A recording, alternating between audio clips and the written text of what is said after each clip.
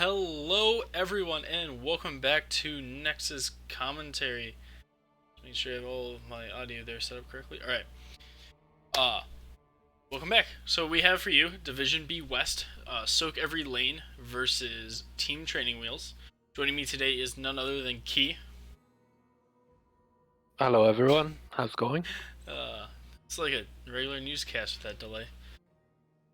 So we want to thank you all for coming out. Just gotta send one thing real quick. Alright, so Team Training Wheels won the coin flip, and they opted to have first pick. Then the map bans were sOaK every lane banned out Sky Temple and Tomb of the Spider Queen. And then Team Training Wheels banned out BOE and Curse. So losing both Curse and Tomb are both pretty standard maps for a lot of teams. So that's a little interesting that we're not going to see either of those. And the first map we're going to is none other than Alterac Pass. What do you think about that map? It's a pretty macro heavy map, I feel like. It's a long objective phase as well, so anytime that you have a strong foreman that can hold the point to allow like your styling to soak some extra XP, it puts your team in a good position. A lot of the strategies on this map are basically just get camp on cooldown, win objective, and maybe do a boss. Big things of note on this is you usually can't end the game before taking at least 2 keeps, simply because of how much armor the core has. Doesn't mean you can't end without only 1 down. You definitely can't end with 0 down, because you can't hit the core. But with at least 1 down, you can attempt to end, but usually you don't see an end without getting at least a second 1 down because of that armor. And if you get all 3 down, that course goes down pretty quickly. Falstead usually gets high priority here because of Bribe. He can just kill the camp, he can offlane, he can fly, he's got everything you kind of want here. Junkrat, Chromium both have a little bit of cheese with being able to stall the objective on certain sides. What else is there on this map? Ragnar's Lava Wave sometimes comes out because of how long the objective fights could go. TLV and Hammer can do things on this map, though I doubt we'll see either of those, but you never know. Fingers crossed. Do you have any picks you exceptionally like on this map for your team? Or for a team? I think Fraw or Junkrat are pretty good. Fraw is a pretty good early game hero, which is the first objective on this map is pretty key. If you can just get the first objective and maybe push down a fort or two, like it can get quite snowbally. So early game hero definitely get priority, at least for me. Heroes like Junkrat and Thrall. That's actually one of the things that I think everyone kind of has a decent idea who late game heroes are, right? Like Zero Tool, Gul'dan, Lunara. You know, those are your big late game heroes, right? Like you have to scale them, and once they get scaled, they're absolute monsters on the field, right? But I feel like a lot of people don't fully comprehend what an early game hero is. My opinion, early game heroes, Thrall and Junkrat are decent, but I'd almost go even earlier game than that. I'd say Johanna is super early game. Doesn't really need talents to do what she does, right? Stukov is decently early game. Gets a little bit better with talents, but you know, at level 1 his silence is pretty strong already. Cassia is an amazing early game hero. She doesn't really scale a crazy amount, but like her early game is solid. Like she already has her whole kit there. She already has the crits on autos on blinds, you know, things like that. So just little things like that, I think. I think early game heroes for HOTS is something that a lot of people still are struggling to figure out what an early game hero truly is in this game. Like what heroes actually perform well at level 1. And thank you for the compliments on the bow tie and beard. I definitely agree. Like, I mean, at the end of the day, I think you just need to play what's comfortable as a team. So we'll find out what heroes these teams prioritize. One of the heroes that a lot of people are prioritizing right now as both a ban and a pick is Deathwing. What do you think it's gonna make it through? Do you think we're gonna get see it picked or banned? I actually I was going to even ask you that same question because I hear different things. Like I feel like higher level teams don't care about him as much because maybe they they have ways to deal with it, but lower teams, lower level teams seems to be much more against playing against a Deathwing. So I don't know. I've heard different things. What's your thought on Deathwing then? I've seen basically two theories around Deathwing. One is that he's the new Kael'thas, right? Lower level teams just get by him. Higher level teams don't really mention. Right. The other one is actually how you deal with Deathwing, right? So one, there's obviously the answer percentage damage that a lot of people go for. Things like Bullet, Leo, Malthael, those big ones, right? Tychus. The other thing I've actually seen a lot of people going for are like Lunara Jaina, are just consistent damage onto Deathwing and just whittle him down over time. And yes, I would love to see Morales offlane. The Majesty special. I actually took BM yesterday. We were in a custom game while we were waiting for our scrim to start, and we did Morales versus Malthael, and I got first blood as Morales into Malthael. Okay. Fizz calling out for Urel. Shout out to Lily from the chat, also from us. I mean, I guess if you can just auto your opponent and then heal minions, then I guess you have pretty good sustain. It wasn't even necessarily in lane. It was just like in team fights, you just need to just hit them. Just hit them. Right. Like, everything dies if you just hit them. True. We are having a slight delay as Team Training Wheels' 5th stopped for gas. We gotta wait for that. So we're just sitting on that. Lily is smiling from your guys' shoutouts in chat. She actually drew me that photo there. Drew me that painting. It's from her. Wipeout's just subscribed. Awesome, with Prime. So it didn't actually cost him anything. There. So that's Ultrac. If you win coin toss, do you guys generally go for first pick still, or are you guys going for map picks? Or you personally, what do you prefer? I guess not necessarily. You don't have to leak what your team does. You can just talk. At this point, I feel like first pick it's the better option. With the Deathwing in the meta. But it's still up to like your team. Depends on what kind of play style that you have, or like if you have any specific comps that you like to run on certain maps, then maybe map choice is still the option. But I would lean towards first pick a little bit.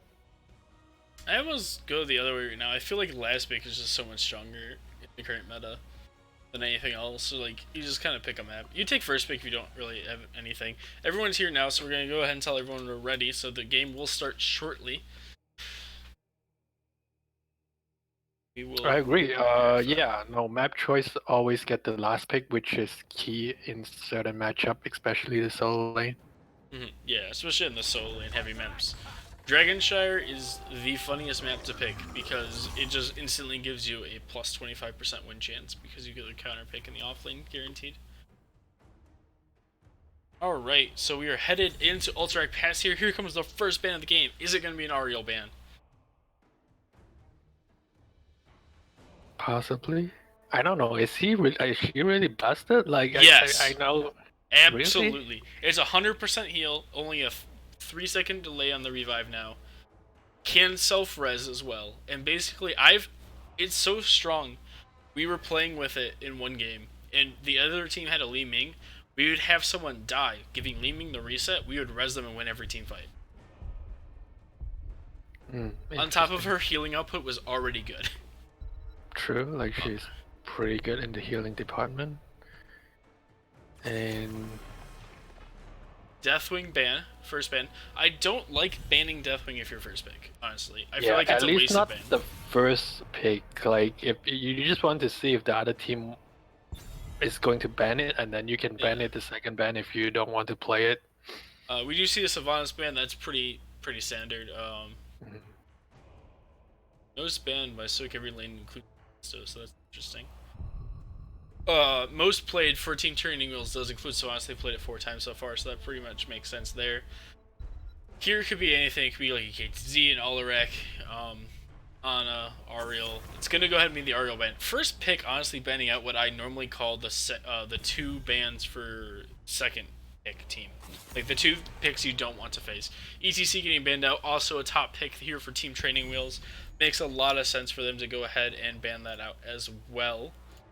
Do we see the first pick Johanna now? First pick Joe, was this Team Training Wheels? They like their Blaze, they like their Muradin if they're going for a tank. They do run an Uther, Urel, something to play. Other than that, Hanzo, maybe? Maybe Lucio. This is only their second game on Lucio, though we've only had a handful of games so far. So, not a whole lot of stats right now for either team. sOaK every lane, could see a Garrosh come out, could see a Jaina. Dahaka is something that they've played as well. Johanna, if they want to go into that. They could go Joe Anduin here. Maybe do like a Falling Sword Light Bomb combo. They're going to go ahead and go with Garrosh Mafiel. Garrosh is solid right now. In general, he's just always kind of been that kind of level. Malfurion is... Malfurion. It's a little bit interesting right now. Some people have him as top tier, some people have him as bottom tier. He does take a lot of effort to play, is what I would say. And there's going to be Johanna and Hanzo. What do you think of these picks so far as we head into the third bans? Hanzo is pretty good on this map with some terrain to bounce off the arrow. I'm curious about the first pick Lucio. Could be just a comfort pick.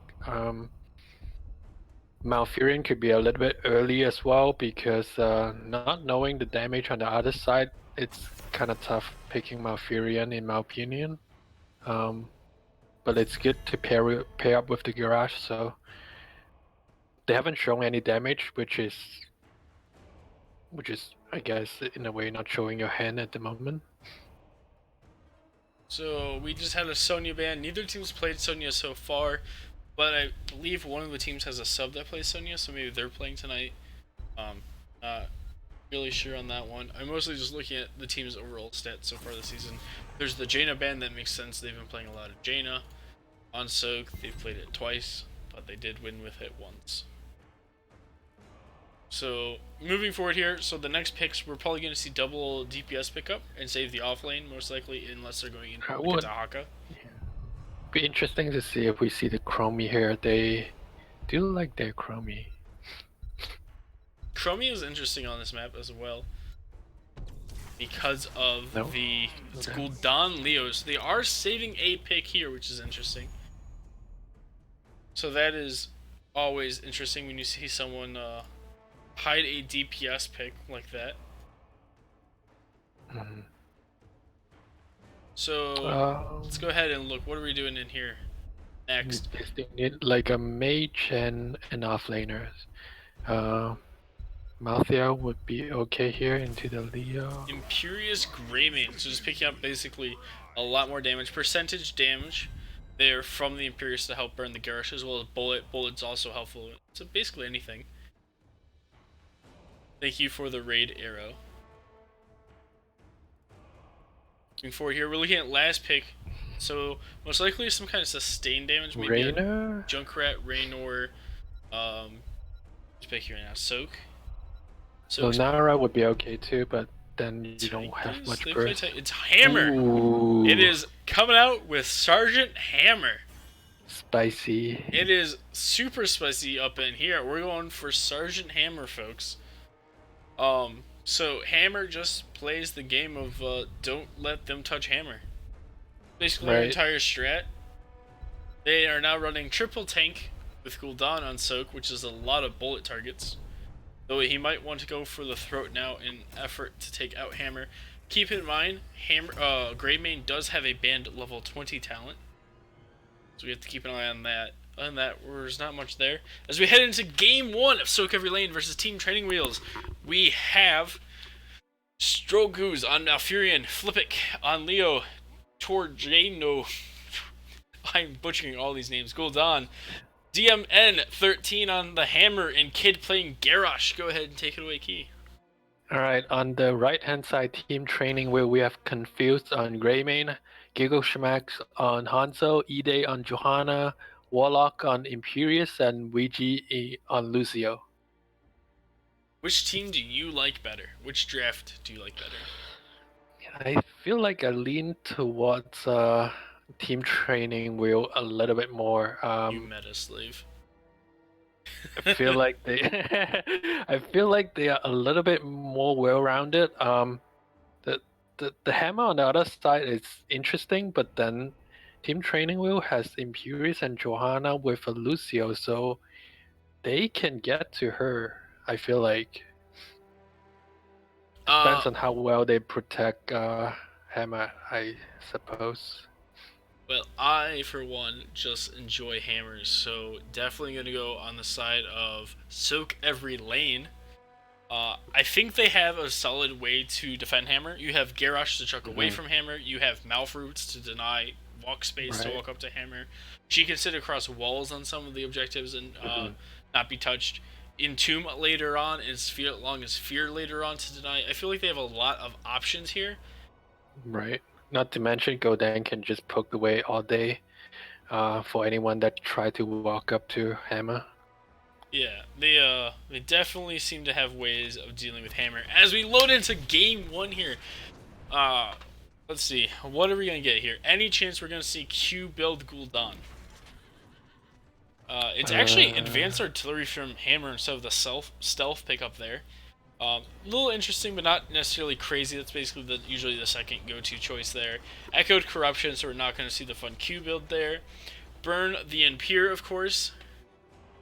Party mix. It's Q build Hanzo, which kind of makes sense to try to get the extra range to poke down the hammer a little bit. Viciousness, Ocean Renewal there, and of course Celestial Alignment, which is what all the mouths are going these days. So there's just kind of meeting up. We actually have two already in the top lane. Confused and Ouija already up there looking around. Greymane and Lucio up there. It looks like they're going to do a 2-2-1 split, much like in Dota, except Dota does one in the middle. Leo's going to head down. So interesting, normally you see the Bruiser offlaners go in the top, but they're going to go ahead and play that on the bottom half of the map this time around. Leo's going to go ahead and get that creepy hand going on Imperius there. We're going to have Garrosh and Gul'dan going up top here. Misses the throw just slightly there onto Confused, but that's alright. We're here for the long haul. Hammer and Mouth gonna sit mid. We're gonna have a rotation here already. We're gonna do a lane swap here potentially. They're trying to figure out what they want to do. We said they're gonna have Hanzo sit top lane, get that XP. Johanna's gonna sit mid, and the Lucio Greymane are gonna go for camp number 1 of this game. We should soon see Hammer and Mouth do the same thing as Gul'dan rotates back down. There we go, calling that out. There. Top lane, Hanzo needs to watch this. If he's not able to walk up into the Garrosh too much, then he's going to miss out some sOaK. So that is the downside of the XP changes that have occurred. We actually have 3 people on this camp here. They're not really missing XP because they're able to do it so fast. They're actually going to be able to match the timing just about perfectly there from the other team, even though they rotate in a little bit later. And in the meanwhile, bottom lane is just pretty even. Leo at one point was chunked down by Imperius for quite a bit, but now he's just able to heal back up through the minion and Imperius. We have 3 top for the side of Team Training Wheels here. They're going to continue to push up this lane into Garrosh a little bit. Do you think we're going to see a Q build coming from Greymane now at level 4? Well, we'll find out. Not the most savvy DPS player, so did receive some buffs. We actually see Eternal retaliation coming out from Johanna, getting that condemn cooldown and a little extra mana. It's a little interesting, and we actually see press forward there on Imperius as he's continued to get chunked down here by Leo, down to 150 health, so he's gonna be forced to back here. But up, he's gonna walk back out. He's gonna back in the lane, trying to grab that last XP orb there. Pay with his life if he isn't careful, but he's gonna go ahead and back now. Nope, he still wants to stay. He still wants that XP. Every time a minion dies, he decides to cancel his back. I'm just gonna watch this because I feel like he's got a chance to just die here if he's not careful. Right. As we continue to see Leo step up there, he's using the E for wave clear. And Alright, he gets the full wave, and then he's just gonna get the back. And we actually see camp number 2 coming already out from Team Training Wheels as the objective is spawning now.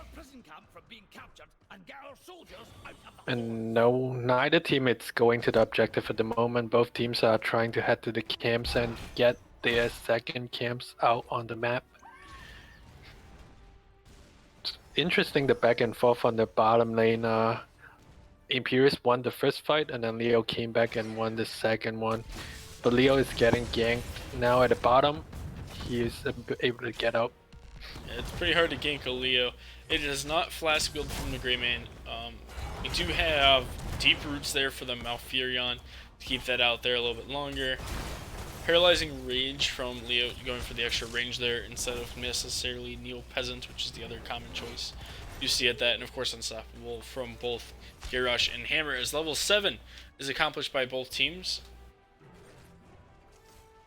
However, Siege Mode, Nature's Cure, Rain Momentum, so all basically standard talents across the board here. Nothing going crazy.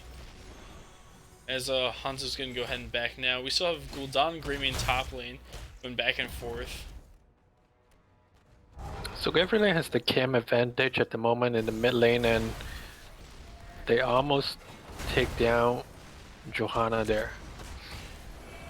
Mid gate is gone. They're going to have that vision there. Quicksilver bullets from the Greymane to get that little extra range there is going to help into the hammer for sure. Definitely agree with that pickup there. As they almost pick off Lucio, he's going to go down, but you can already see he's going to survive that. So he's a-okay, plus he's got the healing aura going as they move over and soak every lane, setting up for the first tribute.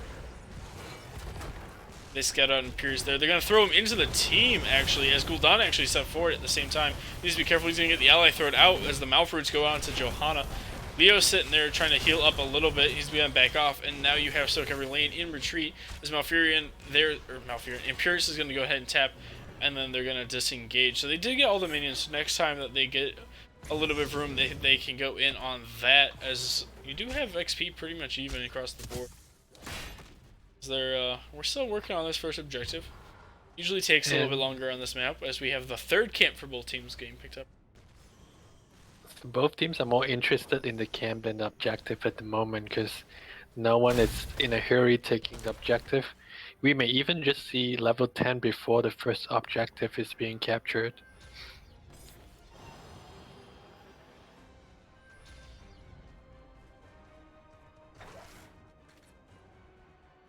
Right, as the teams are posturing here, we have team Training Wheels looking to group up here, so they will look to push something. Will they push with the camp, or will they push for the objective is yet to be seen, but they are going to make some kind of movements here as you're going to step up into them.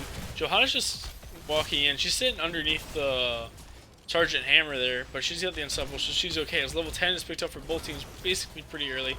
It is Blunt's Force Gun, the big BFG itself. We do have Fear, Entomb, and Twilight's Dream, of course. Go for the Throat was the pickup, as well as Stun, Angelic Armament, and Sound Barrier. As we have the Q there, and then we're going to throw the Imperius away. There goes the Hanzo arrow, only to hit the Mouth, who's now going to be thrown away as well. There's the Mouth Roots going down. We're getting kind of low health bars here as he gets entombed by his own teammate there. Entomb kind of looks like he's coming out for Team Training Wheels there, and not for Soak every lane, as Sergeant Hammer also falls. Confused is kind of low there on the Greymane, but she's going to be alright and get out of that. As E-Day15 is going to also walk away. Even though they're down 2-1, they're still pressing forward here on the side of Soak every lane because they do have a lot of health. And they're actually going to go ahead and start that channel, as a lot of members from Team Training Wheels are going to go ahead and back off here and head back to heal up. Hanzo's going to look to poke in a little bit, maybe work on his Q quest a little bit as they let the minions go ahead and channel that.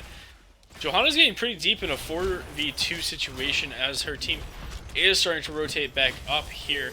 There's the Malfroots. They're going to go ahead and throw in silence. They're committing to trying to kill Johanna, but Johanna's not easily taken down, as she does have her shield there popping up, and now it's sOaK LaNe on the retreat as Johanna is at 200 health, 400 health as she continues to get healed, and Leo is going to go down because he overcommitted to that kill there, as now they're going to tap on the side of sOaK LaNe, and they're going to look to stall this objective. Hammer's rotating in on her own.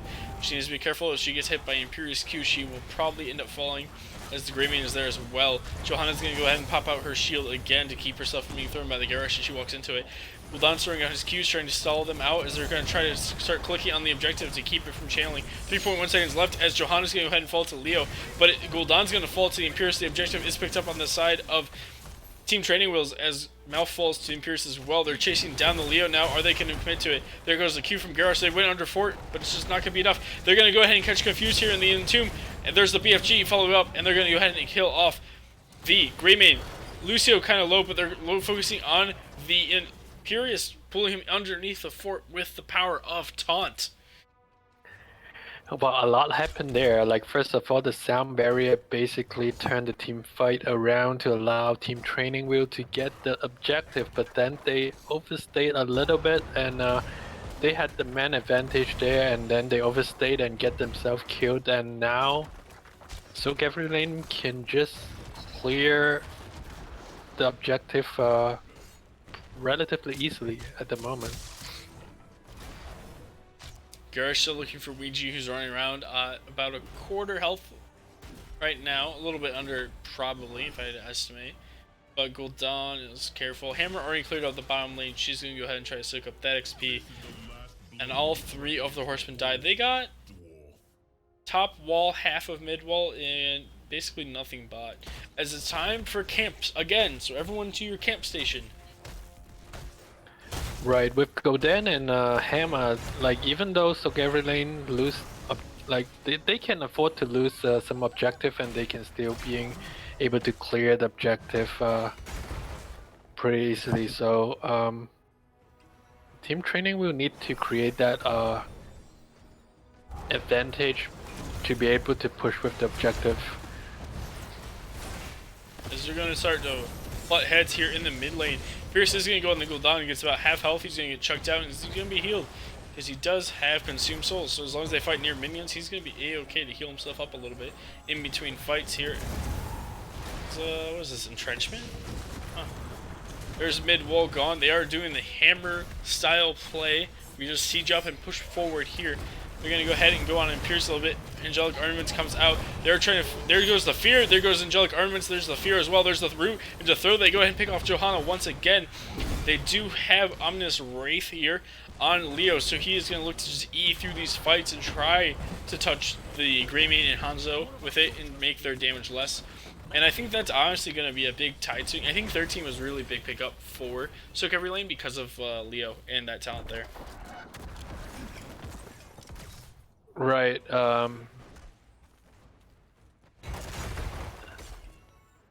Yeah, the duration, extended duration, and the healing. I mean, the damage reduction. It's always big for Leo. He basically just wave walk his way into the backline and just reduce the damage of the carries. Now we see camp being taken again. Camp number 5. Keep track, everyone. How many camps will be taken in this game? How many camp sets? Let's say camp sets, because that's really easy to keep track of. I think by the game ends, we probably lost track of that camp count. Alright, as we have the hammer setting up here around this objective, we do have Imperious coming in from the side. He's gonna get knocked back because Hammer does have entrenchments there. E-Day 15 on that. Johanna is pushing forward as Garrosh is getting burned by the Greymane there. Hanzo arrow hitting 3, and now they're still fighting here, going back and forth. Can Malfurion keep everyone up? Leo is going to go ahead and fall here as well. There's Malfurion signs only hitting Imperious there. As Gul'dan's still working on Echoed Corruption. They're going to catch the hammer here. She's super slowed. She is going to go ahead and fall there as well. Not having that Z up as Hanzo will try to channel here. But Garrosh is just going to walk in by himself, and that's going to cost him his life most likely. And a second. Greymane splitting off to try to hit the Gul'dan. Maybe Garrosh isn't going to die. Splitting up the damage a little bit here. Garrosh just walked into the 5 of them and walked out. That's pretty insane. He was just able to survive with the Malfury and Moonfire, hitting like multiple members of Team Training Wheel. Force the Hanzo jump as Leo is now back in there, so you can press forward there. It is Rejuvenescence. They're on the Lucio. They're going for Warlock there on the Imperius, but he's going to go ahead and queue himself across the wall. He's actually been very consistent with that. That's one of the harder things on Imperius is to know when and which walls you can queue across, and he's been doing it all game, so very nice job. And number 6. Yes. Let's agree with that. We do have 16 talents picked up as well here. There's Royal Focus as well for that Giant Killer, which is pretty big for Hammer. Honestly, I like the 20 on Hammer, where you get the attack speed when you hit things. Pair it with Giant Killer, and you can just melt front lines when they walk into your range. Nature's Balance there. Right, just extended Moonfire duration. Both teams are fairly even once again, and this game is pretty much even throughout the game so far. Hey, this is only the second objective, and we're 13 minutes in, and both teams are 16. And Warlock there is trying to find something. Both teams are trying to find their thing here. Leo's going to look for his Entomb right now. Is he going to find anything? And the answer is no. Hammer's going to go ahead and mount up. And Pierce does find Gul'dan, and then they're going to throw Johanna over there to stun him out. There's the Fear and the Hanzo arrow, as well as Entomb coming out. Entomb was kind of canceled. There's the Malfurion Science going out, but I can't tell who was hit by it because of the roof. And Pierce is going to go ahead and fall as BFG also went out. 400 health left on the Gul'dan as the Flask coming out from Greymane there. You have Hanzo arrows going out and going to go ahead and kill Malf. EDA-15 getting super low is going to fall down to the Leo with the help of Gul'dan there. You still have the Hammer. You're only missing one. It's 1 for 2 so far. Garrosh is going to go ahead and go on the Greymane there with the help of Leo. They're going to go ahead and pick him off. Hanzo was still trying to pick off the Gul'dan. Yeah. But wasn't quite successful.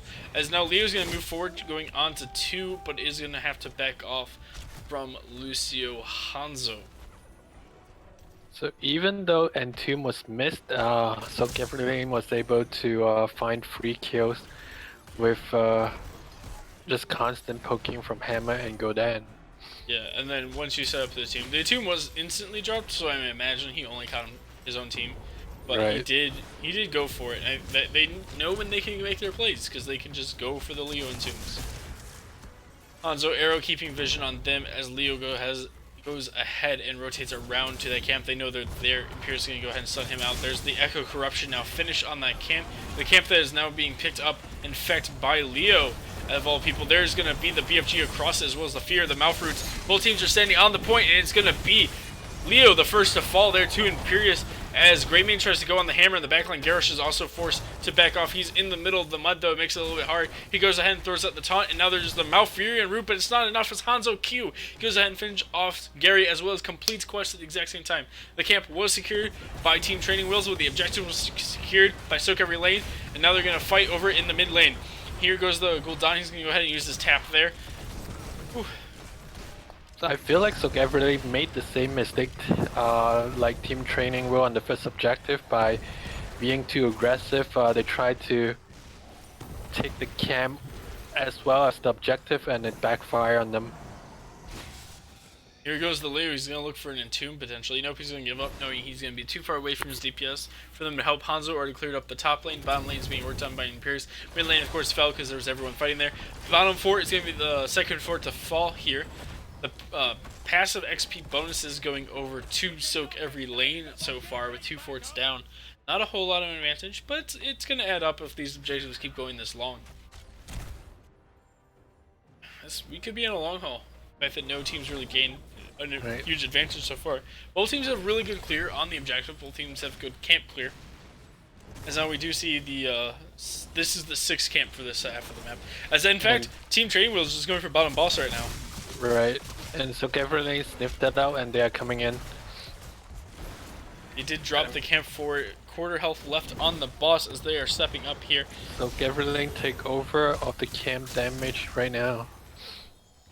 They're going to back off. It did leash for the third time, so it did just instantly reset its health bar, so neither team will commit to it now as Team Training Wheels will start to back off. There's the Blessed Shield going out onto Garrosh, but he's going to unstoppable. He's going to land a Q onto 2. They're hoping to get away. There's the Entomb onto 2 as well. The Greymane is caught into it. That's the big one. There's the Fear and the BFG as well as Entomb. Taunt's already been used as well. Greymane getting knocked away by hammers, in fact, going to save his life. Can Johanna get out from underneath the hammer now as well?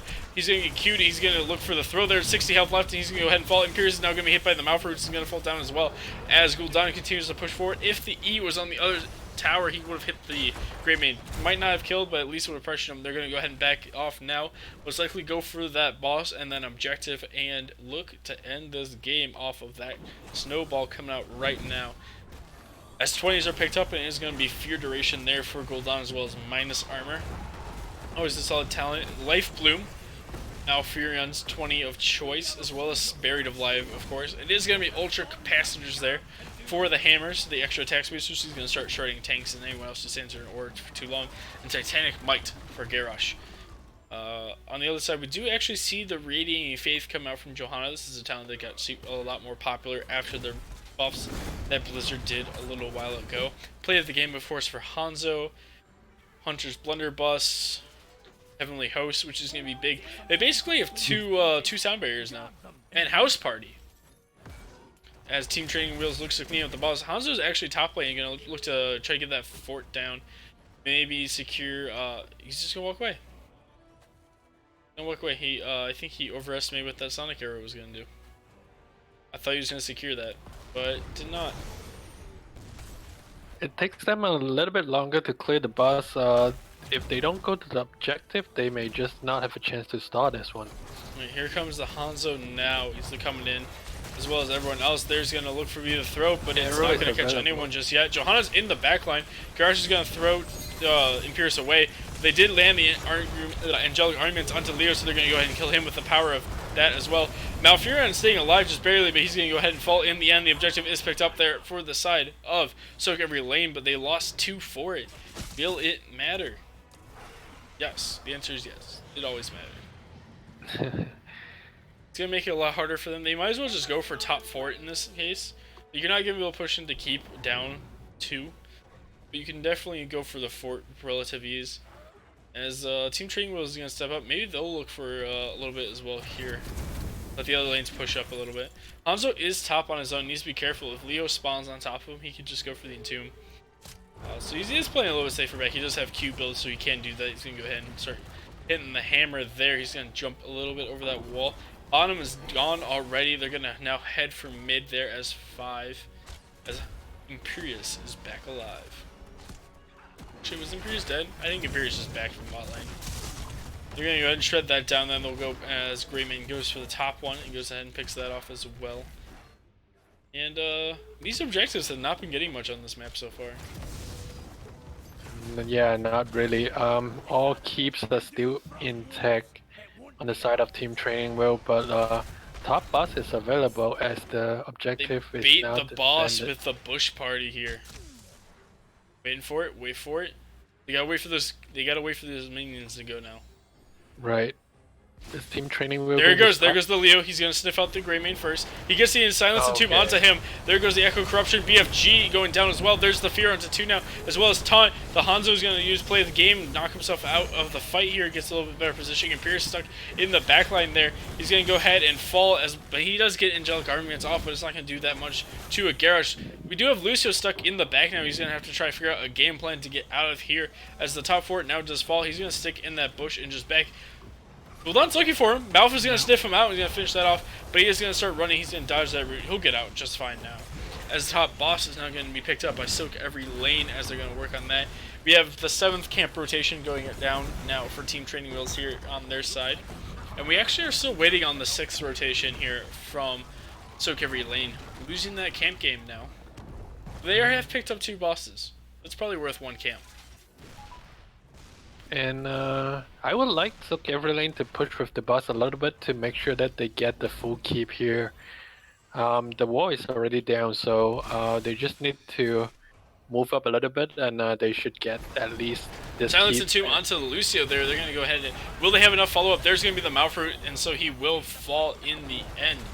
just a hair out of position. And that's the kind of things Leo likes to punish in the late game with that Entomb, as they are going to go ahead and just push up onto this keep now. I don't think this is game. There will only be one keep gone. I think if they get the keep, they need to go for the objective. Right, with the armor and only one keep down, I don't think that's the play. They should just get the objective, at least most of the channel, and just to Hanzo's push in with the the back lane. Hanzo keeps going off his own. I get he's a global now, but it's kind of risky. I don't know. Anyways, we have Gul'dan cleaning up that camp from the 7th camp there on the mid lane, as yeah, we're gone. As the rest of the team is going to go ahead and pick up the objective. Leo here sitting off to the side, looking to see if anyone comes from this direction. They have the hammer mines here, and they're just going to look for the Entomb probably again. Right. It's being scouted out though. Dodging every skill shot from that Hanzo. Gonna land the creepy hand there on Pierce. Johanna's looking for an option to maybe go in the back. They're gonna go ahead and scout out the Gul'dan as well. Rayman is now approaching, as well as Lucio, as they're gonna step up to the objective, stop the channel with 8.9 seconds left on it. Go ahead and then that channel. We'll see what sOaK LaNe opts to do here in this situation. They can move back and do the camp. Yeah, they can finally get their 6th camp, right? Yeah, 6 to 7 camps. Nope, 6 to 8 at the end of this. Team Training Wheel is doing the same at the moment. Team Training Wheel needs to win this objective, as they already lost one keep and another one at the bottom is severely damaged. So I don't think they can afford to lose again. this Needs to be careful he doesn't just get ganked here by the Leo. Gul'dan's rotating up for him. He smells that. Johanna just walking super deep there is going to start getting burned by the hammer and Leo creepy hand as well. There's angelic armaments coming out. There's this hammer going to be hit by the Hanzo arrow, and it's going to be Leo fall. There's the BFG hitting forward, I think there. As they're just going to push up. There's the mouth root onto 1, 2. In the end, Garrosh is going to start getting thrown around here a little bit. There's the fear and taunt coming out as well. It's not going to be enough as sOaK LaNe continues to fall one at a time. Johanna getting a little bit low, but it's going to be Malfurion the next to fall. As Pierce is now taking a little bit of shots from Hammer there. If Hammer sets up beneath and can throw some mines across there maybe, they can stall this a little bit. Gul'dan's going to look to do it here. 3, 2, 1, Echo Corruption comes out, but not quite in time. That is huge, actually. If they could have stalled that, like, they can basically stall for like days. But now that they have to walk in and recapture the point. They are split here a little bit on the side of Team Training Wheels, and we have a quad wave here in the bot lane pushing on the boss. It is 2 keeps down now, so it is a potential to look for an end game with the objective, with a boss, with a camp. You can just wipe them and walk up now and end the game. As you're going to have Hammer going to be hit by 1 stun, 2 stun ultimates in a row, and Hammer's going to go ahead and just get bursted there. The Fear, I think, came out as well. No, Fear was on cooldown. I don't know what that animation was. Probably just a corruption. And I feel at this point, sOaK LaNe should just back off. They can afford to lose this objective. They still have 2 fort up, so... Yes. So this objective, most likely going over Team Training Wheels, will finish and spawn with about 10 to 15 seconds left on the Hammer death timer. So she will be back there in time shortly afterwards. Yeah, so close on the side of sOaK LaNe to finishing that objective, not quite able to secure it. You are going to wait and then cap this bottom camp here on the side of sOaK LaNe. They're going to... Yeah, it's not going to go away. They do know they're there now. Pierce is walking around, scouting out. Looks like they're going to go for top lane. Team Training Wheels potentially looking to go for the throat here and end the game. Potentially, they throw the Johanna across, but there's no real damage followed up until right now. There's the Fear, and Tomb gonna look to come out there on the Joe as well, and he's gonna look to finish her with the creepy hand, but instead he's gonna die. There goes the BFG. There's level 20, but she does not have the big one. There is the Imperius being thrown back now. Malfruit separating them out, but they're taking a lot of damage from this Hanzo here in the backline. A lot of people really low on the side of Team Training Wheels, so they're gonna be forced back. 46 health there on the Imperius, barely not dying to the Moon Missile there from Malfurion. But that's going to be the top objective, which is going to be burnt down now by sOaK every lane. They're not going to lose anything besides that wall there in the top lane. They're going to now go and look to defend mid. And Team Training Wheels will probably look to go bot and push that objective in. Maybe try to get that wall down there and maybe the fort. That's the next place we'll see them fight, as the mid objective has now fallen to the fearsome power of sOaK every lane. Imperial is scouting out there a little bit, so they're just going to back off. Hanzo is back here, but, you know, just kind of waiting game right now. They're going to go ahead and burn this objective. And the next thing people are going to look for are bosses. Which boss are people going to go for? We do have another camp available. But Warlock here on Imperius, he's going to scout out. We do see the Garrosh there as well. Hanzo's going to show, so they're going to go ahead and push up here on the side of sOaK every lanes. He is a global. He does have that. He's been trying to use it as much as he can. Try to keep things pushed out for his team. As they move forward, there's the flashlight from Johanna. She's going to be thrown and stunned, and then the root isn't quite going to land before Unstoppable comes out. She's going to walk away from there. There's the Hanzo arrow hitting 2. There's play of the game, so it's now a 5v5, and they're going to burn down the Leoric super fast. There's the silence coming out from Malfurion, the Gul'dan Echo Corruption as well, as there's the root onto 2. Lucio fell. Now Johanna has fallen. Greymane is in no position to keep fighting, and Pierce is going to get knocked back and fall. Hanzo is going to start running away. They have the option to just go for the throat and end the game right now on the core, or they could go for a boss and end with it, and a little bit safer play. They're going to choose to go for the boss here. Instead, Leo's just going to keep chasing there. Whew. This boss should be game. Kid needs to be careful not to die to boss, though. That'd be embarrassing. Yeah, this should be game. They could have just walked up to core, but like you said, this should make sure that they win the game here with the boss, with 2 keeps down. So, Team Training Wheels took more camps, but they technically, if you count the bosses as a camp, they took 1 less camp. So in the end, it did come down to the number of camps taken. Well, there you go. So, here we go. Let me adjust the camera here so we can actually watch that fall. So we will see. Maybe there's always a chance that they don't end here. As there goes the Entomb, the Hanzo arrow coming out as well. But there goes Hanzo in the end. He's going to go ahead and fall there potentially. No, Lucio keeping him alive. Call it Caster's Curse. As Johanna will instead fall. There's the Fear coming out. And Pierce is going to be pushed super far back. And he's going to fall down. But Leo's getting low. But it's still just a Leoric in the end here. As the Alterac core will go over to the side of sOaK every lane. And just that scoreboard for you there. 30-minute out-track game. Went to level 25 apiece. Yes. Healing wise, Lucio, that late game healing is just an incredible power spike there. Malfurion though did very good job. 19 kills to 18, so pretty even game in terms of kill. Hammer Gul'dan topping the damage charts. Siege did go over to Hanzo. He did a lot of splitting for that. Yeah, just a Hanzo actually never dying. He tried. Gigglesnack tried. That's impressive. But yeah, a really even game throughout. It came down to fights that objective. I feel like sOaK every lane just have a little bit better coordination in their ability, and was able to clutch out a few more team fights than Team Training Wheel. Team Training Wheel had one opportunity there with a level 24 objective, but they were only able to get like a couple forts out of it. So that's the difference there.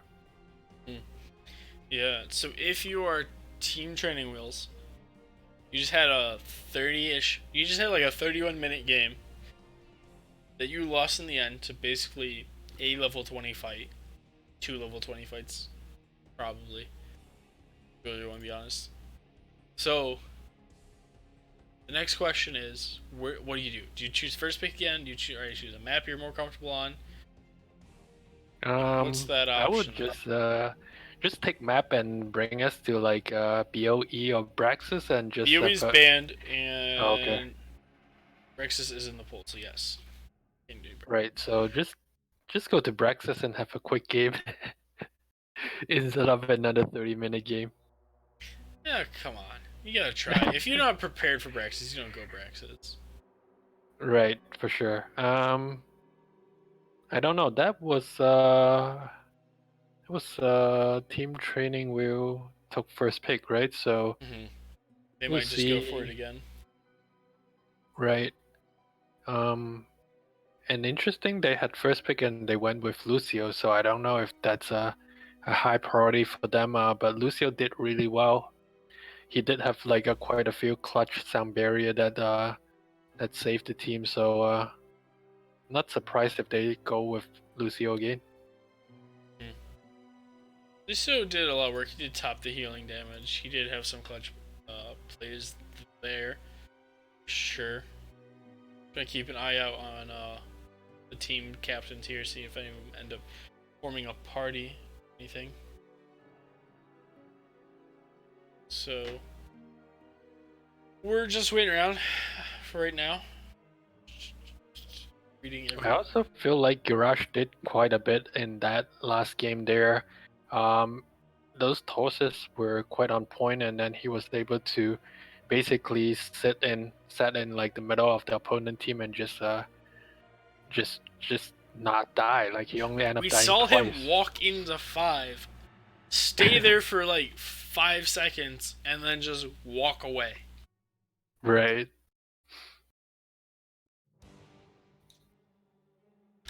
Well, that's just something. That just shows you the power of that armor there when damage isn't all being focused correctly. I wouldn't mind seeing him go for first pick again, but I want to see something with a little bit higher priority. If you're going to be first pick, don't ban the Deathwing, don't ban the Ariel. Right. Those are At second least pick bans. right. Just at least see what your opponent is going to ban first, and give them a chance to ban those first ban worthy heroes. We are going to Volskaya Foundry, an interesting map. This is probably the map that has the most variety of comps that you can do. We've seen 5 supports, 5 bruiser, 4 tanks and a Lucio, Gazlo, Probius, hammers. What else crazy things do you get on this map? Everything. This is like the only. This is just like the everything map. I agree. I feel like it is a pretty good map. I like this map a lot. Like you said, you can go a lot of different directions in terms of team comps. But I feel like we may be in for another long game. Could be for sure. Team Training Rules did pick the map in the end, so we do have to keep an eye on that, which means that they might have a strategy in mind for this map. That's what that means. Which means first pick we'll go over to sOaK every lane, which means we could see the Garrosh, we could see Sylvanas. I can pull up what they've played again. sOaK every lane, so they can go into the Greymane, Hanzo, Gina. They've done Vala before. They might do something with that if they get the Ariel. They may even just play the hammer again. It's a pretty decent hammer map. Yeah, do the right positioning. A little bit more open, but not a crazy amount that you wouldn't consider something like that. Everyone is soon to be in the thing here. We're waiting for the last person to join. They are invited. We're just pending. It is Ouija. Still know who to blame, and he did not accept it. So just Another hero I like to see on this map. I don't know if either team plays it, but I want to see a Kel'Thuzad here. A single point objective. A lot of chain potential here. Could be spicy.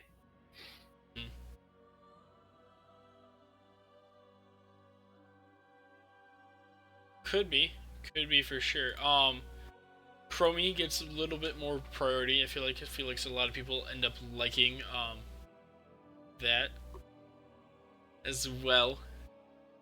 Chromie just throw Qs at the point until you win it. Teams are starting to say that they're ready, so we'll be starting draft, and we'll find out what the teams think that they need on this map. There we go. Alright, so everyone's saying that they're ready, so draft will start any second now. I'm just hoping to see something fun. True, I agree. Girash can be a party on this map as well, but it does have a banned talent on this map as well. Correct. And Brightwing's just banned on this map, so no Brightwing. Everyone's least favorite healer. What do you mean? Brightwing's terrible. I don't like Brightwing. No, it's not terrible. I don't like Brightwing. I don't have to worry about Brightwing though. No Brightwing on this map. Alright, so as we load in, so sOaK every lane will have first pick, which means they'll have first ban.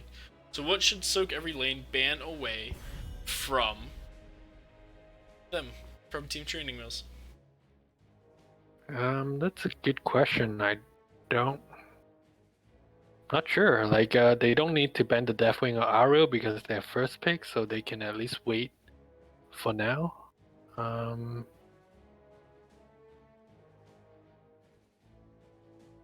You can just ban out the Johanna. I'm not sure what their first pick priority will be. Well, Team Training Wheels will probably ban out the Deathwing Ariel again. And Naro. Yep, correct. So it's going to be the Sylvanas ban from them, so they don't want to play it, so they're just going to get rid of it. They ban it as well in the first game, so they just don't want to deal with Sylvanas in general. They're just banning out the top two played there by Team Training Wheels, which is Sylvanas ATC. They might do that again. See in should be a Deathwing here, just get it. And burn the Ariel, see if they ban the Deathwing. Here's the Deathwing. We did tell you the map though, by the way, it's Gaia. We told you that before. So we did.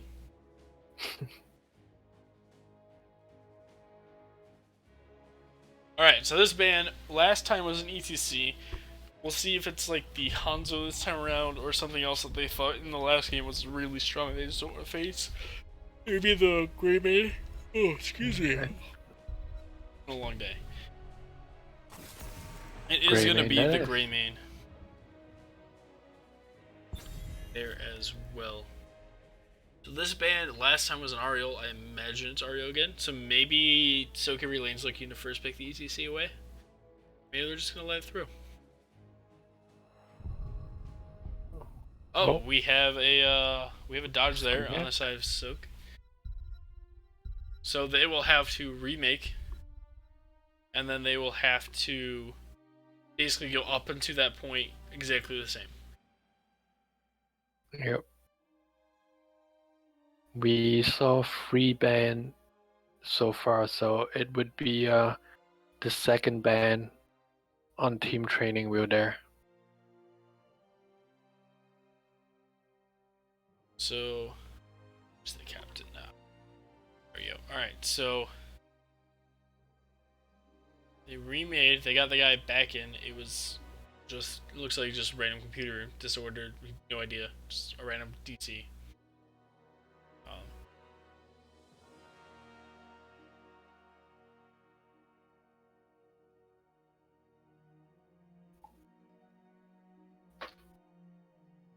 Yeah. So we got dropped random. That's a weird thing. Alright, let's hope they're clarifying. They're just making sure they're gonna do it from the same point on. Joking around that someone had picked Murky, so they have to pick Murky again. But no picks were done yet. We're still banning. They're counting down, and we will go back into the draft here. Waiting for that game delay. There we go. Volskaya Foundry, Game 2 of sOaK every lane versus Team Training Wheels. sOaK every lane currently up 1-0 at the moment. We did have a DC from draft, so they will have to redo the draft up to that point. We were just basically waiting on Team Training Wheels' second ban of the game, of this game, yeah. First ban will be Sylvanas Deathwing. Sylvanas Deathwing. You can change the order, but yeah, it's fine. Deathwing and then Greymane, and then we don't know.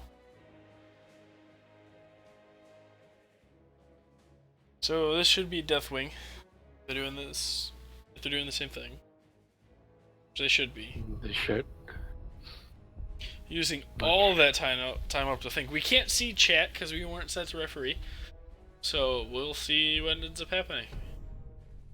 Deathwing. There we go.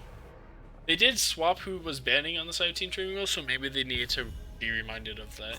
Or they could just be using the time up to discuss their bans and everything. There's the Grey Main ban, so sOaK and LaNe not wasting any time at all. Team Training Wheels here. Oh my gosh. Why am I yawning? I apologize for that. Alright, so this pick. This is the ban we were waiting on. They're using up all their time again. Do we see the Ariel, or do we see something else? Ariel or Garage, or EC. It's the Ariel again. They just using all that time up. They're just discussing everything they can. There's the ETC, so they are going to first pick it, which makes sense of why they didn't ban it this time around. So, what is the 1-2 here coming out of Team Training Wheels? Traditionally, this is a tank healer or a healer DPS, depending on if you're going for specific combos. But you almost always pick your healer here because healers, for a long time, are just something you can ban out. So there's the Johanna on E-Day 15 again. And they're going to go ahead and lock up the Orphea this time. She changes skins. She looks very nice. I like the Orphea on this map, just constant damage on the objectives. If you do that one, yes. If you do the swamp.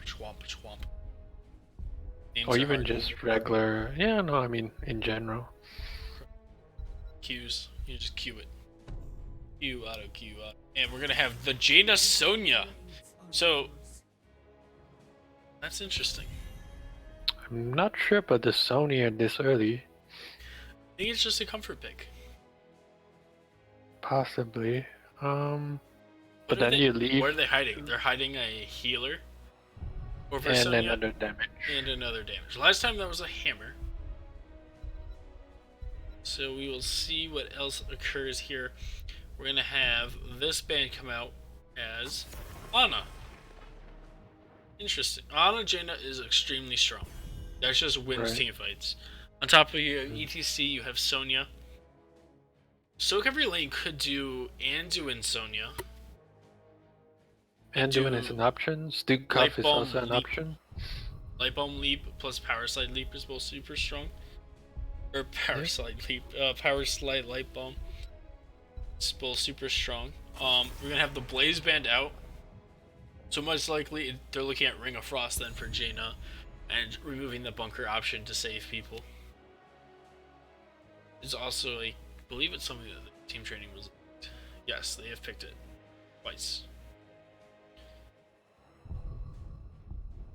So do they take the solo lane here because sOaK every lane already took a solo laner? You could if you were waiting to see. So they're going to take away the Anduin and they're going to take Raynor. So they're still going to hold their off lane unless it's offlane Raynor, offlane Orphea, or the ever spicy offlane Johanna. So they are taking away the Anduin to deny all those combos that we just talked about. Well, see what they end up going into here for sOaK every lane. I feel like their healer option was just sniped. But hey, you stole their ETC. As here, the picks are going to be Valal and Stukov. I don't know why I said Vala like that. I wanted to go into Valariel, but Ariel was banned and not picked. So they do have the Vala and Stukov. So that is a lot of damage. Their heroes aren't necessarily the highest health bar heroes in the game. They are definitely high end. They're definitely good at what they do, which is a lot of CC and a lot of damage. Yeah. Even ETC is not the bulkiest hero. And there's your Rel. Rel is, some people believe, secretly OP. We will see. She's definitely tanky, and that is a huge front line for Team Training Wheels in the form of Johanna Urel. Right. Doesn't get much tankier than that, honestly. sOaK every lane has a lot of damage on the other side, so It's a lot of damage versus a lot of health. Let's be Right. honest. So we will have to So, see what ends up happening there. Shout out to all the people who have followed us so far tonight. We have Strogos on Stukov, toward Heindo on Jehan. I'm butchering every name right now. I apologize, Jaina. DM13 on Vala, Kid on ETC, and Flippic on Sonya. on the right hand side, once again, for team training wheel, we have Confused on Rainer, VG on Enduin, Gigoschmax on Alfia, Warlock on Urel, and E-Day on Johanna. Game 2 of sOaK Every Lane versus Team Training Wheels. sOaK Every Lane currently up 1-0 as we have all of the level 1 talents being picked. All of them. All of them. We do see the Fetid Touch. We're seeing the Fingers of Frost. We just saw Anduin use the super long cooldown there. Ace in the Hole. That's super dangerous. That is super dangerous using that early. What if he needs that? What is the cooldown on that? Yeah, it's 80 seconds. You're not going to have that in time. Ouija, what are you doing right now? 5, 4, 3, 2, 1. Let the battle begin. But Alright. the other team wouldn't know though, so. It's true. But you'd find out real quick if you killed someone because of it. They definitely have the damage to do it, right? ETC Power Slide, Knockback, Sonya Spear, and then Vala Jaina. Both teams just dancing around for the first wave here. First wave is going to be faster cleared there by Team Training Wheels, so they will go ahead and start to move up. Urel Sonya in the bot lane here. We're going to have to keep an eye on this one. Not 100% sure who wins, but Urel definitely going to take the lead here in the wave clear. Not by a whole lot, but by a little bit. It definitely matters when the teams are up here fighting in between the lane instead of going for it. And you're going to see a 5v5 mid again. So both teams having both halves of the map rotating. Right, and Cam are up at the moment, so both teams should be rotating to the turret camp at the moment. Healer plus sustained DPS. Well, mages keep, rotating back and forth at XP. And we picked up there.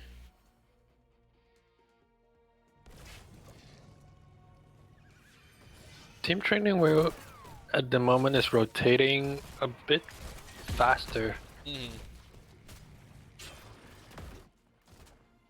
which is surprising considering sOaK Every Lane has a Jaina.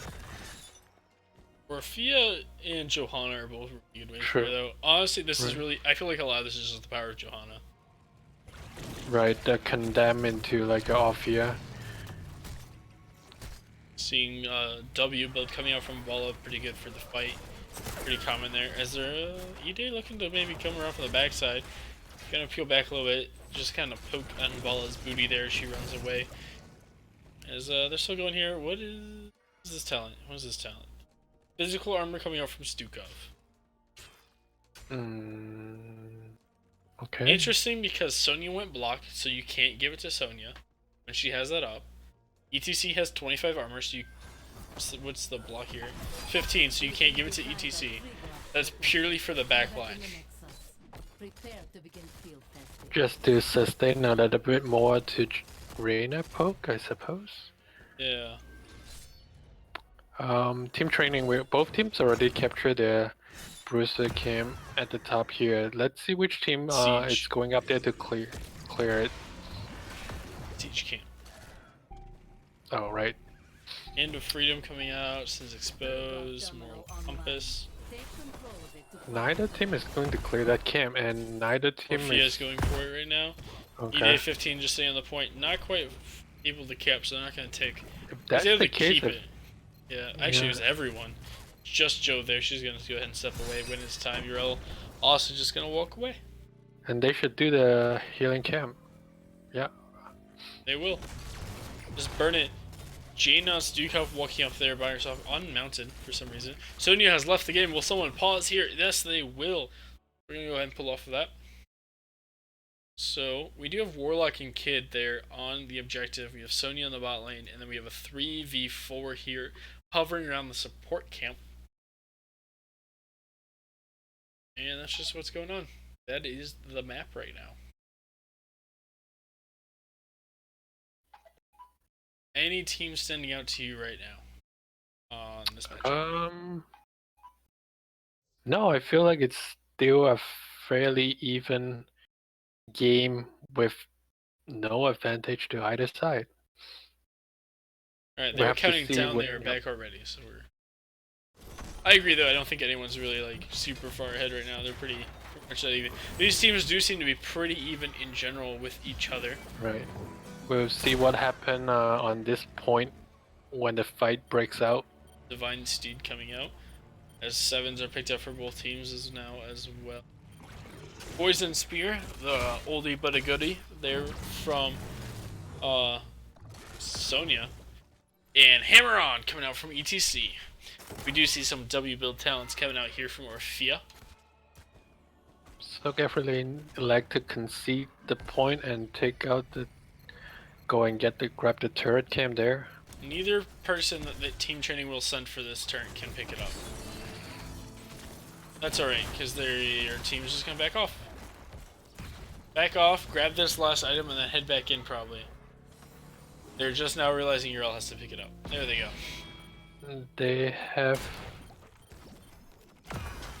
They do have a healing biometer advantage here. Sonya is still at the bottom lane coming up. Urel gonna get super low, gonna go ahead and drop that turret down. Is gonna start walking away. Her Q is letting her heal. She's gonna look at knock back. She might be giving up her life for it though. 300 health left on her. She steps into the silence. Gets the Anduin pull and almost goes back into the silence. She's got that divine seed that's gonna let her walk away. There's another turn coming down, so there's one turn for each. As Johanna's gonna be the first to fall. That is first blood coming out for Team sOaK every lane.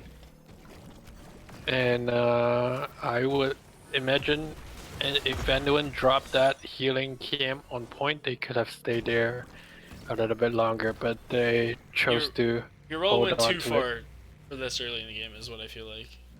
She needed to stay a little bit tighter into the group. Then the healing emitter, the pool, Right. all that makes a little bit.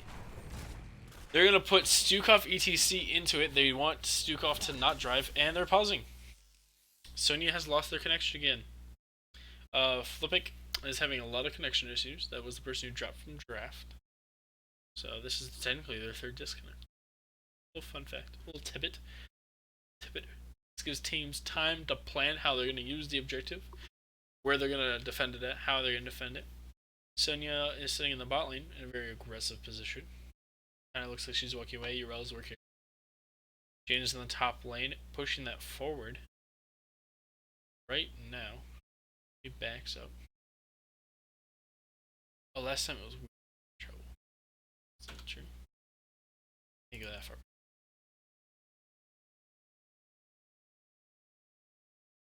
Regardless, we are just patiently waiting for Sonya to reconnect. How's your day, Key? pretty good. First day back to work. I'm looking forward to another Friday again. Tomorrow is Friday. Johanna Feels- did complete Subdue. Yes, but same with me. I also worked today. I was off yesterday. They're counting down, so we're going to get back into this game instead of awkwardly talking. Subdue was completed by Johanna, though, and that is an important fact to keep in mind. There's now an 80% slow with no decay on it. As we have the drive-by shooting there on the mid tower is pretty standard. Sometimes you stay, grab one, and then head top. They're just going to head and move up to the top lane there. Jaina, having prepped that wave, does have it up there pushing in there. Go for the bottom tower first, normally you go for the top one. We will see what goes on there as they got the sidewall. They're going for the well. Is it going to fall? Is it going to fall? It's going to fall. There's the laser beam. Going to go ahead and finish that off as there goes the other tower as well. There's level 10s for both teams picked up. Blessed Shield. We do have the Leap. We have Mosh. We have Rain of Vengeance. We have Flailing Swipe. A lot of stuns picked up here on the side of sOaK every lanes as they're actually going to go into the Water Elemental. There is the Poison Spear followed up after the Leap, but not quite enough as it's actually going to be Sonya who falls. I don't know why I paused there. I'm sorry. As now it's Orphea who's in trouble. There's the 3-man mosh pit, and it's going to be Orphea to fall first. There's the sOaK silence for it as well. Going to go ahead and down as well. So there's going to be the Rainer. They're still chasing this down. E-Dave getting kind of low on the Johanna.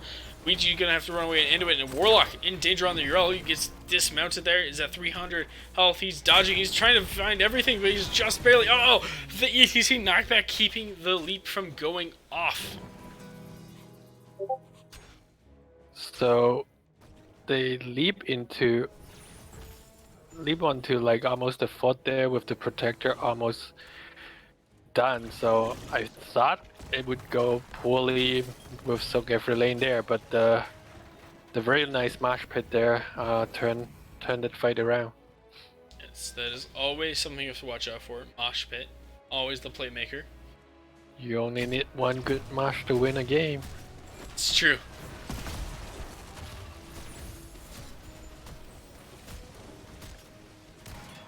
sOaK lane is taking the siege camp right now. Healer camp was picked up. Lip. There is going to be ganked. He's just going to use the leap, and Urel's leap isn't quite as far. He is going to eat the leap, or the root behind the wall. But now top 4 is going to fall because they exposed 5 in the bot lane. sOaK lane recognizing that is going to go walk up and just start hitting it. They're not quite finishing the fort though. They're going to leave before that. Urel's going to jump forward. There's Orphea crushing jaws. Johanna there is going to get the light bomb but run away with it. In the end, everyone's just going to get out. Water Elemental will die for their sins. Blue team has destroyed the fort. And actually, no, the fort does fall. Fort went away. That's huge on the second objective when team training will have no structure to fall back on. So every lane now has a 13 advantage there. Not much on the map to do though, so they probably just continue to wave clear and soak up the XP.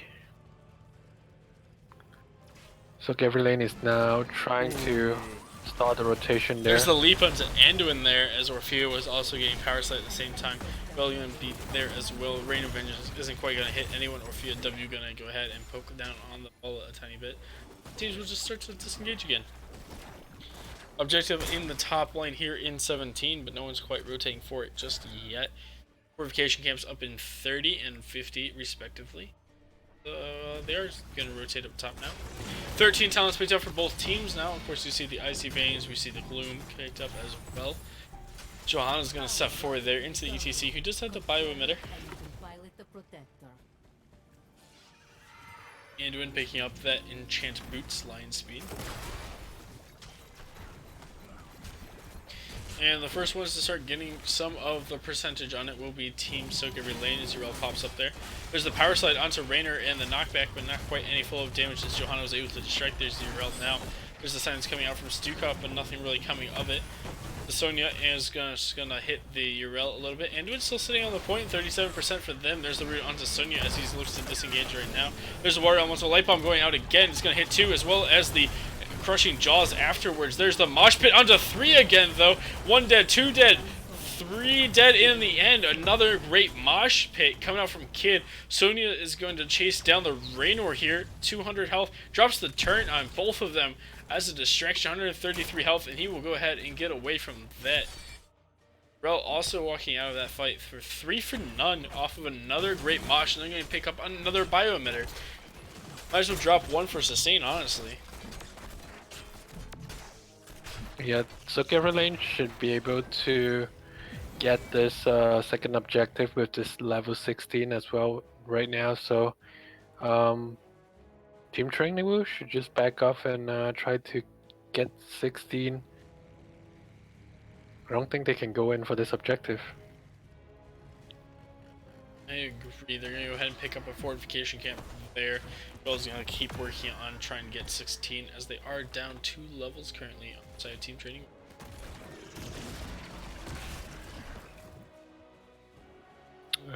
You're really going to catch out Sonya here, but she's just got the leap again.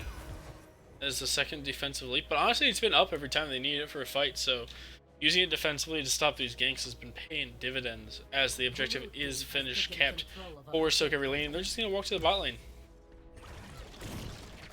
Note that the top camp for sOaK lane is still up there. Now Uriel is going to clear Here it. comes the camp. They're going to go ahead and blow up the Raynor. They also caught the Johanna there, or Orphea. That wasn't Joe. That was Orphea there a little bit. She gets pulled back by the Anduin though, but Raynor was just deleted from that bush party. Grill's in the top lane, still trying to get 16, catch up onto that 16 talent advantage. That is currently on the side of sOaK LaNe as they take the whole wall here. They're actually going to move in for the fort instead of the well.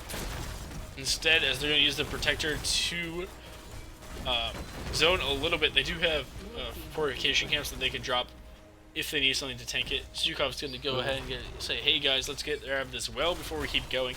Still 20 seconds left on this protector as they're moving up on the bottom keep wall already. There's the root onto Orphea as well as the jump behind the wall, so she's just going to die. Sonya in the backline, she's taking that keep down. She could have dropped the fortification camp if she was in trouble, but she didn't need to, so she didn't. As 16 is now picked up for the side of Team Training Wheels. They're still continuing this fight. There's Holy Ground coming out from the Uriel. As she's silence rooted as well, but she's got that armor. She's alright. She's sitting pretty on her sad cloud. Now they're just going to go ahead and back off from that. They did get half that keep and the whole wall. Now if they are able to secure the bottom objective as sOaK every lane, they should end the game, honestly, off that bottom push that they just had. Inner focus coming out from Anduin most likely means it's going to be a desperate plea at 20 from him. That we will see if this game reaches that point, which we have a solid chance. It's going to be about 2.5 minutes until the next objective. So you just have Uriel sitting there waiting for a stun coming out. They're scouting it. There's the Johanna Blessed Shield as well. There's Orphea coming out and she's going to hit one. There's all kinds of ults going back and forth right now. It's actually going to be sOaK the first to fall. Orphea getting kind of low there to the Vol. She's going to fall down as well. Meanwhile, Raynor's trying to run away from the Sonya. Uriel's running back there as well. As the Anduin, there's going to be the power slide onto 2. Ide going to go ahead and drop there on the Johanna. 57 health there on Ouija as he runs out. But it's going to be Uriel falling instead. So sOaK LaNe. No mosh pit used, by the way. Right. Sorry for interrupting. No worries. Team Training will think that's the one chance they got to fight on the same talent tier, and they took down the sOaK early in the fight, but was not able to get a second kill. But and then in fact sOaK LaNe turned around and just got free the other way. Now they're invading the turret camp. They will just have 5 items after this turret camp being picked up, and Nope. they cannot pick it up at the moment. They dropped the Okay, turret. right. Almost killed the Raider, but it's alright. sOaK also is empty, but he's just going to go get the siege camp now instead. Teams are just going to sit pretty until the next objective, most likely. Maybe sOaK LaNe does something when they have the 20 advantage, which they are now securing. There's Wintermute. Farflight's Quiver? Yeah, Farflight Quiver. Bolt of the Storm. Team Training will not have level 20 before this next objective, but I feel like they may have to just go with it, with the bottom keep being so low. Definitely need something here. They need to stick together. Need to do something. Uriel can be off on her own. Mid lane. About it. Actually they might just step up and go for this. They're split. They're split. They had everyone here on the side of Team Training Wheels, but they're gonna use the turret and they're just gonna burn that bottom keep. It just went away. There goes that, and they're just gonna back off. That's the power of the 20 advantage though. They could just do that. Also the fact that the other team was all showing in the top lane. Well, 3 of them were showing in the top lane. All the damage. And they did not even clear the camp. The camp is still going in the top lane. They do have Mosh Pit available. They also have Leap, so they have all of the ultis here and 20 advantage. There's the pull in. There's the stun. They're trying to go in. They might get a chance to burn down the Sonya, and they will do just that. That's actually a big XP boost for them. There's the Water Elemental as well as Holy Ground coming out. There's the Mosh Pit, but it was already interrupted by Condemn. Uriel's going to go ahead and try to jump away. Now she's at 600 health, but she's able to heal back up. Anduin pull. There's the Anduin root as well. Anduin doing a good job of peeling for, saving his team there. They were able to get a pick. That was a whole level that they were able to game. Now they can go. They have a chance to get 20 before 80% ticks on this objective. Yeah, it's a 1-for-1 trade. Healing cam is about to come up in 20 seconds. Team training will by no means out of this right now. The bottom objective, if they're able to secure it, and if they're able to use it properly, they can just end the game with it. So we will see if they're able to accomplish that as they're going to start heading back down to at least the mid lane. They still have 10 seconds gone on Sonya here. They're looking for fortification camp. They are not looking for fortification camp. They decide they're going for the objective. Orphea's not with them though. So this is a proper 4v4 while down 20s. EDA 15 stepping up, already at half health. There's the Urel jumping back. There's the light bomb. They're trying to get down the sOaK right now. The power slide was able to stop. The objective was channeled, but no one's there to pick it up just yet as Johanna and Anduin have fallen. Meanwhile, sOaK is going to go pick up the objective. Warlock's still trying to get out of this. He's going to get knocked back out of his armor. There he's going to go down after another power slide spear combination. And this is game. game. This is just game. Team training will elect to fight off the point, allows sOaK to actually got that objective. There goes Orphea. Got caught out. There comes the GG there. They're just gonna burn down this Nexus core. GG indeed as sOaK every lane takes it 2-0.